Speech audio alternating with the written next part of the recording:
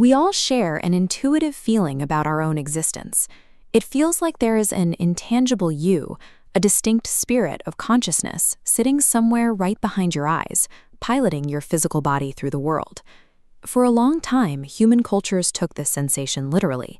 The ancient Egyptians, and later the Greek philosopher Aristotle, concluded that this pilot seat was located inside the human heart. They viewed the brain as a simple radiator designed to cool the passions of the blood. That anatomical consensus held until the ancient Greek physician Hippocrates argued otherwise. He proposed that the brain, not the heart, was the true center of human thought and emotion. A few centuries later, the physician Galen proved Hippocrates right. By dissecting animals, Galen mapped out the nervous system and found that all physical nerves traced back directly to the brain. Identifying the brain's location was a massive anatomical victory, but it created a philosophical trap. Ancient scholars could physically hold a brain, but they couldn't explain how a lump of wet tissue could possibly generate subjective consciousness. Without a mechanical explanation, the door remained open for the existence of a separate, magical soul. In the 17th century, the French philosopher René Descartes offered a new model. He observed that the human body functioned almost exactly like a machine, responding automatically to its environment. If you accidentally touch a hot fire, your arm instantly jerks your hand away from the heat.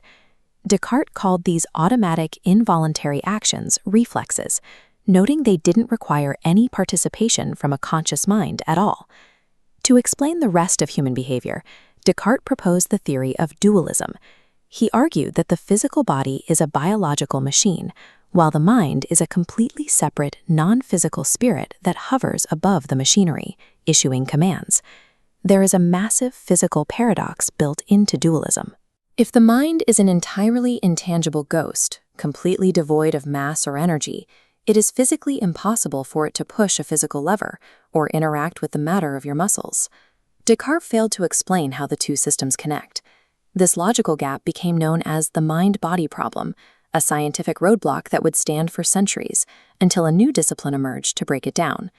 The modern field of behavioral neuroscience was born specifically to solve the mind-body problem. This discipline operates on an empirical approach called monism. Monism states the mind is the physical output of the brain's biological processes. Once you accept consciousness stems from biology, the ultimate function of the nervous system becomes clear. Its job is to produce physical behavior.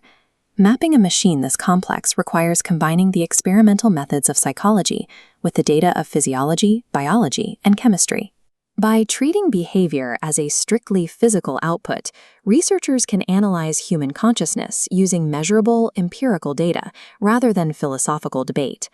To connect microscopic physical matter to complex actions, behavioral neuroscientists rely on two distinct methodological tools: generalization and reduction.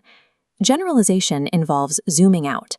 Researchers observe broad behaviors across different instances and species, looking for overarching links to explain a phenomenon. For example, if studies reveal an identical chemical regulates aggression in both non-human primates and humans, scientists generalize this chemical as a core component of mammalian aggression. Reduction is the opposite. It requires zooming deeply in to break complex behavior down into microscopic physiological parts. Consider the task of learning to walk.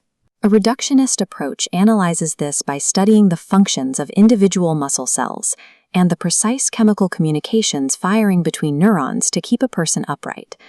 By continuously toggling between these two views, zooming out to see the pattern and zooming in to see the mechanism, science methodically dismantles the illusion of the ghost, proving every thought and movement has a traceable biological root.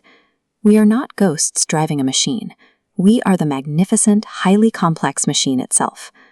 Acknowledging that the mind is entirely physical yields immense practical benefits. If mental and behavioral ailments originate in our biology, they can be diagnosed and treated with physical medicine. This is a 3D medical interface showing blue-tinted brain scans. This physical approach empowers researchers to use advanced medical imaging to map out where emotions live, decode how learning and memory alter cellular structures, and develop targeted treatments for severe neurological disorders. Massive global efforts, like the European Human Brain Project and the Brain Initiative in the United States, are currently working to map these pathways and simulate the brain's circuitry. Behavioral neuroscience represents a final frontier of human discovery. The 3 pounds of tissue inside our own skulls are a territory of immense complexity, rivaling the scale of any distant galaxy. Stripping away the concept of a magical soul doesn't diminish human identity. It illuminates the awe-inspiring biological reality of exactly what it takes to be human.